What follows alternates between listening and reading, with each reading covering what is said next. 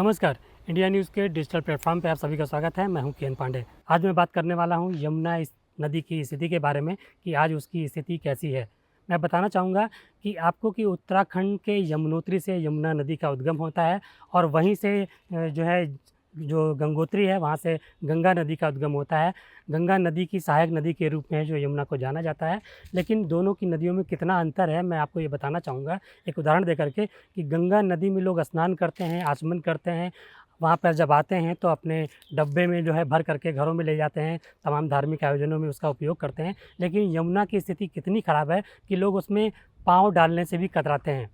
ये स्थिति यमुना की जो है दिल्ली से लेकर के आगरा, मथुरा होते हुए तमाम आगे तक है। प्रयागराज में हालाँकि उसकी स्थिति में कुछ जो है एक तरीके से बेहतर दिखाई पड़ती है जहाँ पे संगम होता है। लेकिन उसके पहले अगर आगरा, दिल्ली और मथुरा की बात की जाए तो यमुना की स्थिति बहुत ज़्यादा ख़राब है। पिछले 9 साल में यमुना की सफाई के लिए 1797 करोड़ रुपए से ज़्यादा खर्चा किया जा चुका है। लेकिन यमुना की स्थिति में कोई अंतर आज तक नहीं आया है। शायद यही वजह है कि दिल्ली सरकार ने अब एक नया फैसला लिया है। यमुना नदी को एक तरीके से टेरिटोरियल आर्मी के हवाले करने का फैसला लिया है।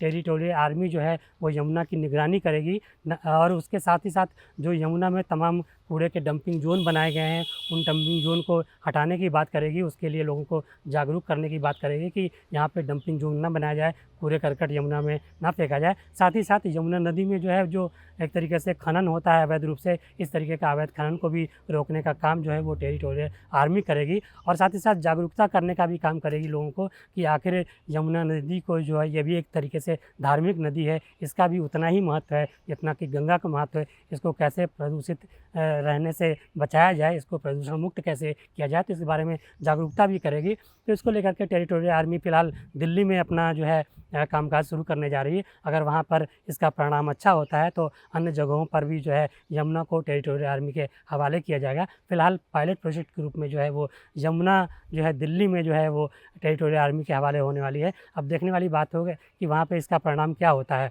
तो फ़िलहाल इस आज के लिए इतना ही। आगे और भी यमुना से जुड़ी कोई अपडेट होगी तो हम आपको ज़रूर अपडेट कराते रहेंगे। फ़िलहाल नमस्कार।